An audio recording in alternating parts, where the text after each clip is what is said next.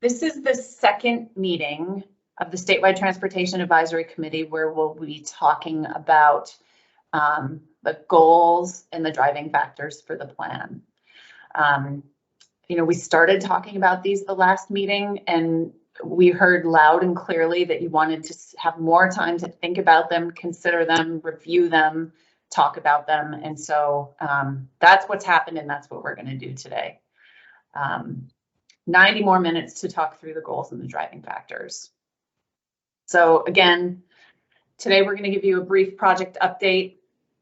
Going to go over the goals and driving factors. I want to preface this right now. I'm going to say this a few times today. But when we're talking about the goals and the driving factors, I want to be able to keep our discussion about them at a high level. Is there anything missing? Are there any fatal flaws with the goals and the driving factors that we're discussing now? So again, try to keep your comments and your thoughts about them at a high level. And then we'll talk about what's going to happen next. And just to reiterate that, some people have sent in some minor adjustments to wording or things like that, but it doesn't change the intent. So we're really looking for intent, and we can clean up grammar and wording and smooth them out after this process and kind of bring everyone together on that. So again, intent. Okay. So I've established a couple of ground rules today. I don't love calling them ground rules, but whatever, that's how we work, right? So I want to make sure that everybody gets a chance to participate. I want to make sure we hear from lots of voices. So please keep your comments concise, focused, and on topic. So if I butt in or interrupt anyone, please know that I'm not being disrespectful to what you have to say. I'm just trying to keep the comment concise and focused and on topic, okay? And then please only comment once on an issue so that we can make sure everybody gets a chance to talk about things. Another thing, I'm not trying to be disrespectful, but I have the list of all the stack members in front of me here. And if I'm not hearing from somebody who I know is on, I might call your name and say, hey, do you have anything to say about this thing that I know is relevant to you? If you don't have anything to say, just say that. But I might try to diversify the conversation a little bit by calling on others. So just be prepared for that a little bit. And please don't feel afraid to speak up, whatever, okay? And if any comments don't get addressed or you have something that comes up, you can always put them in the chat. You can send them to us via email. It's not that we don't want to hear from you, but we just want to get a wide range of voices.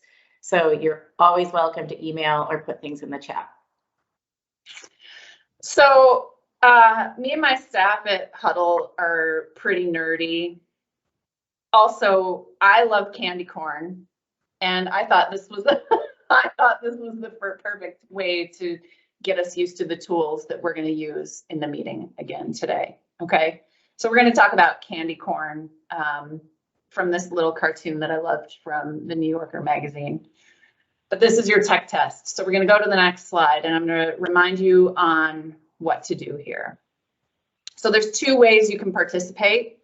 You can pick up your smartphone and scan the QR code, okay? Or from your desktop that you have there, you can go to slido.com and then type that participation number into the field that comes up. And please answer the question. I am interested to know how other people feel about candy corn. And I really don't care if you think I'm dorky.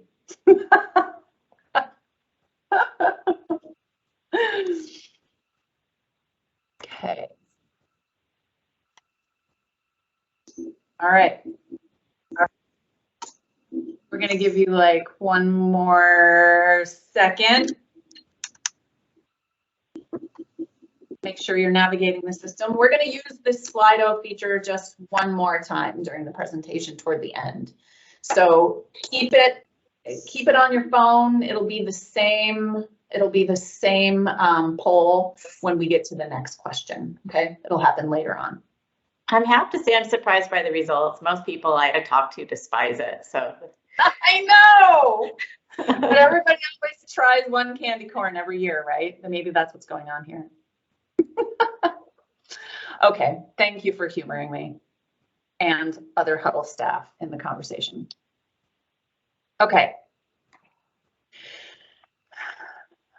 Just a reminder, what is the long-range transportation plan? Remember this, and we're calling it the LRTP, long-range transportation plan and freight plan. This guides policy and planning decisions for DOT over the next 25 years. This is a requirement of both federal and state regulation. This plan will outline goals, policies, investment strategies, and measurable actions to update our transportation system to be adaptive and resilient far into the future. Remember, there's not going to be projects identified in the long-range transportation plan, but the freight plan element of the long-range transportation plan will identify projects. Just to jog everyone's memory, the last time the long-range transportation plan was completed was in 2016, and the last time the freight plan was updated was 2017. Okay. Reminder of your role. We have a combination of people on the line today. We have statewide transportation plan advisory committee members. I think we have some freight plan advisory committee members on today. We have members of the public. We have partner agencies. We have DOT staff. So there's a broad range of people and consultants, right, who are working on the project. So there's a lot of variety of people on the line today. I'm going to try to prioritize comments from the stack today, and know that if you're here as a member of the public, we'll give you some opportunity at the end to participate. But a reminder of the role of the stack.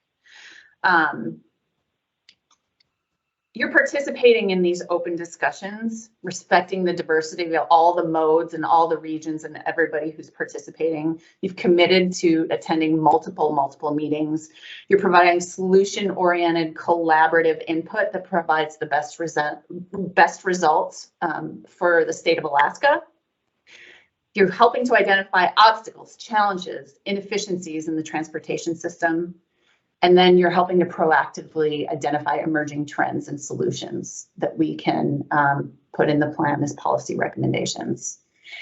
You've also helped promote public outreach, which is amazing, facilitating collaboration with your own agency and industry.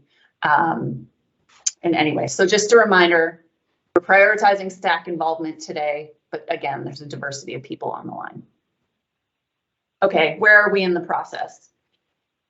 So in order to get to the final plan, which is intended late summer, August, September of next year, there have been 5 technical memorandums. There will be 5.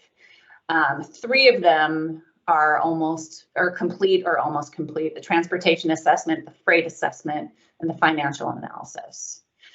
So that is really the data collection and analysis phase of the project. So we're moving into the strategic direction phase of the project, which includes what we're talking about today: goals, driving factors, and that 4th memo is in progress.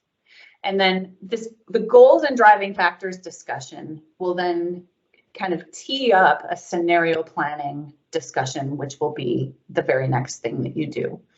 So here we are in the strategic direction phase. It's a challenging phase. It's goals, it's vision, it's thinking about these driving factors. So anyway, thank you for participating in the meatiest part of the discussion, I think, and also very challenging. Okay. So just going to dive into the goals. So what are the goals? Because I think I want us to talk about the goals first, and then we're going to move into the driving factors. And I want to just remind everybody, what are the goals and what are the driving factors? Okay, so the goals will steer statewide policy direction and momentum toward the desired future outcome for a multimodal transportation system in Alaska.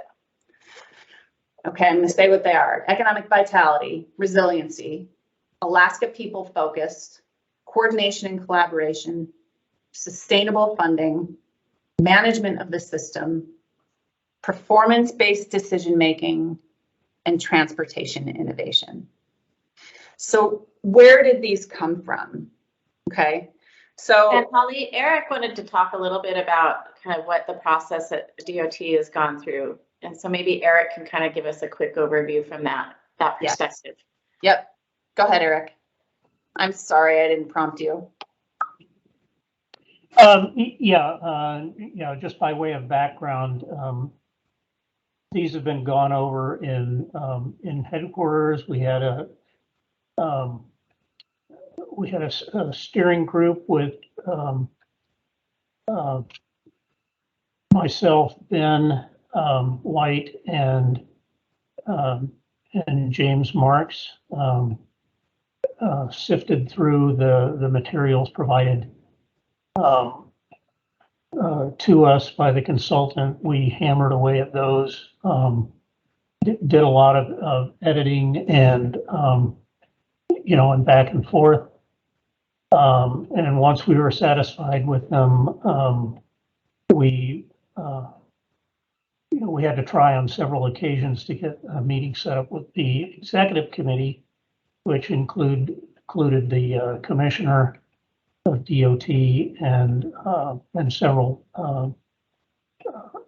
key leaders in the DOT staff, and so these have all been run through them, and we were asked for advice, so they are fine with them. From a DOT leadership standpoint. So consider these coming from DOT leadership. And I also think it's important to note that these are very different than the first rounds of goals you saw, and they reflect your input from that first meeting. So once we presented the first one, you all provided kind of that initial high-level comment. We went back to work, we massaged them, and then it went through Eric's process. So you'll see some very different goals that reflect some of your previous input. Okay, so now what I'd like to do is, we've got the goals broken up in the next 2 slides, and I want to start a discussion about these goals. So what I'll do is I'll reiterate what the goal is, and then we're going to start talking about them. I'm sure there's going to be input from DOT, from Wendy, from everybody, but for the next 2 slides, we're going to be talking about the goals, and we want your input now, okay? So I guess let's start with the first 4. I'm not sure we need to go one by one. I don't know, unless you want to go one by one, Wendy. Do you want to go one by one? Seems like we could bounce around a little bit, but let's start with economic vitality, and I'll just say the words. Monitor and consider economic trends, including job creation, job access, workforce development and training, and economic savings and planning for and investing in transportation infrastructure. So I guess let's just start there, and if there are any overarching comments, are there any fatal flaws here? Is there anything missing? Are we on the right track?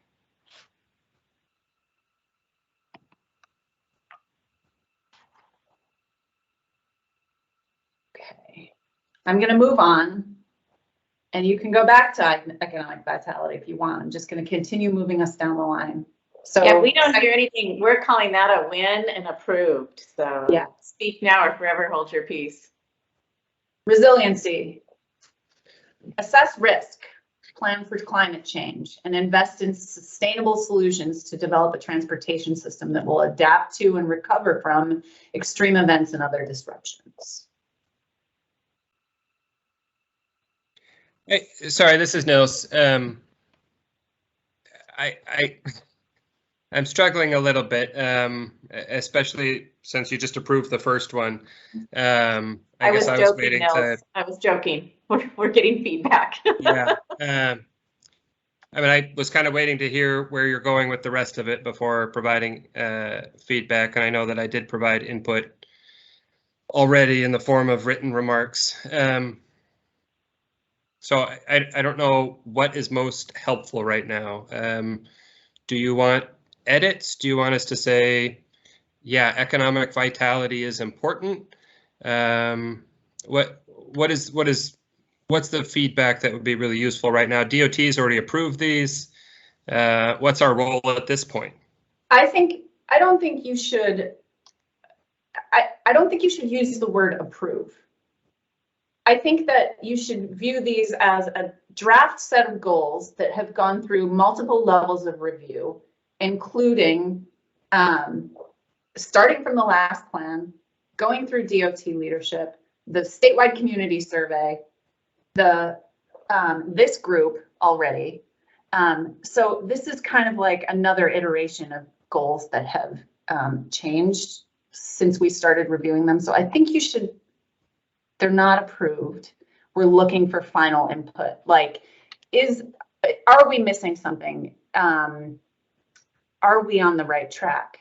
I know that some of your input was like, we could go into the input that you gave already, and you had maybe questions about workforce or job training. Like, I don't know, just maybe you could reiterate some of your overarching comments on that goal so the rest of the group can hear them. So let me help you here a little bit, Nils. So DOT said, yes, these are good goals for our transportation system. You know, these are ready to go out to the advisory committees. They're ready to go out, have people take a look at them, see if we can strengthen them. So I'll say, like, on resiliency, Nils, I think you had a really valid comment that wasn't, you know, minutia wordsmithing or editing, because we're trying to avoid that. But you made the comment that for resiliency, we said we'll adapt to and recover from extreme events and other disruptors. And you made a really valid comment, I thought, that said, you know, it's not just extreme events, it's that slow creep that could be sneaking up on us. It's that increase in maintenance costs because the ground's thawing. And so that's an edit that I think we should talk about, because we went to extreme events, but it should probably be, you know, anything that's related to climate change. Yeah, no, thank you. Yeah, so I just want to make sure I know where to plug in and where not to. And I don't necessarily object to any of the goals. I don't know that they're all goals or that they're framed as such. 30% of them are inputs into a transportation system. 30% of them are how a system should operate and be managed, and 30% are goals or outcomes from a transportation system. And so I would view a lot of what we're talking about as goals in, of, and out. When it comes to economic vitality, it doesn't appear to me, I mean, this is tracking data, but I don't know how that data actually produces results. Are we saying here that transportation systems should lead to economic growth? Is that what we're saying here? Because that's not how it reads right now.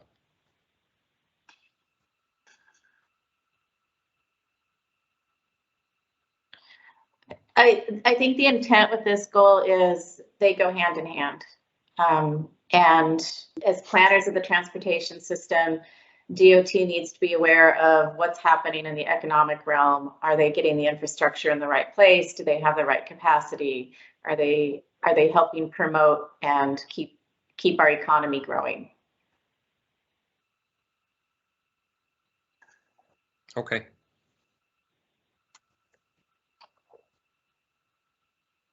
But your point's taken, and we'll take a look at the wording and make sure that's getting communicated appropriately.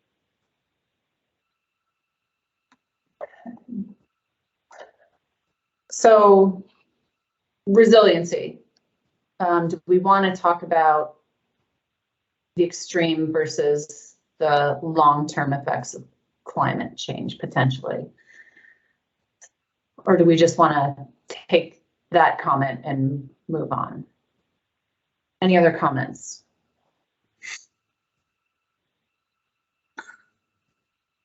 No. Go ahead. This is Lee. Oh, sorry. Okay. No, Lee first, and then we'll go to AS. Go ahead, Lee. Okay, sorry about that. Yeah, I think in follow-up to Nil's comment, I really liked the effort he put into the document that he sent back with some plans, and some of it, when we look at the resiliency aspect, you know, Nils is really good at crafting words and being able to formulate the message. But one area of comment here is under resiliency. We do have invest in, and I agree with Nils's change there to take out invest in sustainable solutions, because I don't see that I don't see that necessarily. The investment aspect is more economic vitality, and the resiliency aspect is more the sustainable solutions itself, because investing is a very narrow focus of resiliency. I don't know how to follow up to his comments as well, but he put a lot of effort into, I think, definitive line items that could be discussed in his document versus this document. Through and looking at the document without his work that he put in, then that's one way for us to think. We gotta adjust on all comments, but resiliency with invest in is sort of narrow focused, that we will invest in it, maybe not own it in sustainability. Okay. Thank you, Lee. Go ahead, Aves. I think in terms of resiliency, it seems that there's a focus on climate change, and I think there are other issues. While climate change is important, there are other things, as described in the last two words of the paragraph there, that says other disruptions. And what comes to mind are the 4 and 5 and 6 hour delays on the Seward Highway when there's a crash of some kind. There are other events that can cause major disruptions in traffic. And it's not, I guess what I'm saying is, I guess that as we talk about resiliency, we're talking about resiliency of the system against climate change, other disruptions, and sort of balance that out so that the major focus is not necessarily just climate change. Ames, I think that's a pretty valid point as well, and I think it should read again. We'll wordsmith this. We're going to take everybody's input. We have to kind of be moderator of all the diverse opinions and views. But what I think I hear Ames saying is it really should read: assess risk, plan for climate change and other disruptions, to develop a transportation system that will adapt to and recover from these events. That would be better, Wendy. Yeah. And sometimes as we develop goals by multiple iterations and committees, they get kind of clunky. So we have to pull everyone back together. We do some refinements, and then they get a little bit better the next round as we hone in on the right wording. Okay, any other committee comments on economic vitality or resiliency right now? This is Jackson here at Fast Planning. I just want to make the comment underneath resiliency that, I don't necessarily view resiliency as solely for events. I didn't see Nil's comments, but I just want to put on the table that I'm hoping that this item will also capture the issue of the slowly melting permafrost and how that's affecting our roadways up in the north. So, that needs to be planned for, and investments need to be made to keep these roads open and functional. Thank you. Yeah, I think we need to just kind of stop at "will adapt to and recover from," period. And we'll capture some of those other disruptors. Good comments.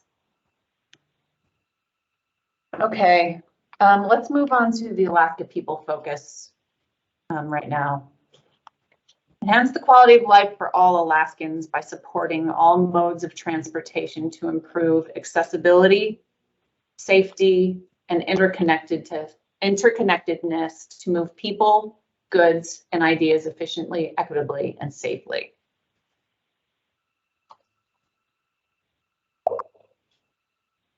Okay.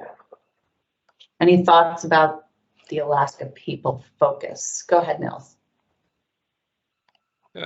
Only to say that I think in my review, I just changed it to say quality of life, if that's what we're talking about. And I'm sure there's other ways we could wordsmith it, and then I guess the other thing I would say, and if I am thinking in terms of inputs and structure and outcomes, then the Alaska people focus, maybe should reference, Alaska people inputs into that system. How are we responding to needs at the front end? How do we make a system that's responsive to needs, that brings people in? And we touch on it in coordination and collaboration a little bit in the next version, but it might be something to think about. Okay. Any other thoughts about Alaska people focus versus quality of life? And how that might... We haven't heard from you at all. Any thoughts? Calling me out. I like the idea of saying quality of life, and it made me think about, I recently was listening to a talk, and I feel like my thoughts are jumbled. I haven't been part of a process like this before, and I'm not a professional transportation planner, so I'm coming at this process a little bit differently. But if we think about, I'm going to talk about a few categories at once, like our population and the changes that we're seeing, and how our economy is changing, what people want as part of their communities. Figuring out how do we provide for that quality of life, and transportation is a big part of it. So I think it isn't, I do like that. I also thinking about economic development and vitality and resiliency. Throughout this plan, we talk about all modes of transportation, but I know planning or paying for maintenance and those walkability modes that aren't as popular is an issue. So I'm just thinking about, okay, how do we put these goals on paper, but then how do we actually get to that in practice, and supporting all modes and not just roads for cars or roads for trucks. And so anyway, I'm following along, and I really appreciate the expertise on the call, but I often don't know where my thoughts fit in because I'm new to this. So anyway. And I think what the next phase is going to be is that strategy, and that's where we're going to get some specific measurable actions. So we want that big picture. This is the direction we're all driving. And then our next step is, here are the steps that we can actually measure and monitor that will get us to this goal. And that's where we're going to start to see some of those finer tuned pieces. But we don't want to go there until we kind of agree on that big global direction we're all going. And then Eric suggested, instead of Alaska people focus, personal mobility as an option. Any reactions to that? Personal mobility?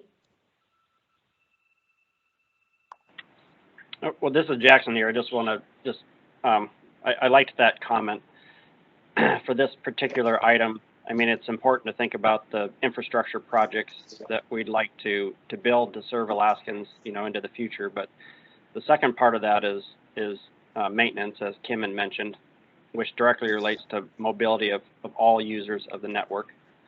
So there should be a focus on improving the level of service of maintenance of our existing and future facilities. So it's not just the projects we build, but it's also adequate maintenance. That DOT's budget's been cut for a number of years now, and that level of service is just not what it used to be. Thank you. Yeah, I think we might need to come back to that one, Jackson, if we haven't covered that level of maintenance, because it was a huge theme from public surveys, from interviews. And so we may need to consider a new goal if we haven't adequately captured that, but I will leave that up to the committee to weigh in on. Go ahead, Aves. Yes, on the term or the phrase personal mobility, where would that fit? So I think Eric was suggesting instead of the Alaska people focus or quality of life, potentially a heading there could be personal mobility.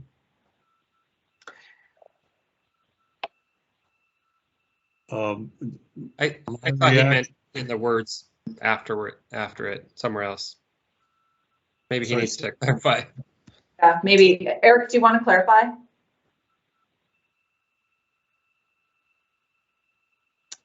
And if you're talking, we can't hear you. Yeah, I'm just having trouble finding my mouse pointer. Well, yeah, I mean, you could work it into the title or you could work it into the definition somewhere. You know, I think there's a number of terms that we could wordsmith to make that sound a little bit better. But at least the idea that comes across in some of the description below, or that comes after the title, would be captured under the under the concept of personal mobility, which is just it's increasing the ability of an individual to move in and through the transportation system. Does that help, Dave? Jocelyn, did you have anything? I too have issues finding my mouse pointer. Yeah, I'm glad that we are acknowledging the hard work that Nils did and some of the edits that he provided. I do like the potential to change that to personal mobility, but definitely understanding that transportation does benefit quality of life. And I'm also, I guess I'm mostly following also because I am also not a transportation planner and kind of new to transportation type focus, but Denali Commission works in all these different realms that you have here listed, so it's not specific to transportation, but it's but it's very overlapping with improving livelihoods of Alaskans. Go ahead, Craig. I'm a fan of changing quality of life to personal mobility. We've had the term quality of life in our criteria at AMATS for 20 years, and you get to the point where you realize if someone doesn't own a car and just has a bike, their quality of life has a different definition than someone who drives a single occupancy vehicle. So changing it to personal mobility, that makes a lot more sense to me, because my quality of life and what I define as high quality of life could be different than, say, Kim's or Abe's or whatever. It just depends on what that is, but personal mobility is pretty clear to me. So I like the change.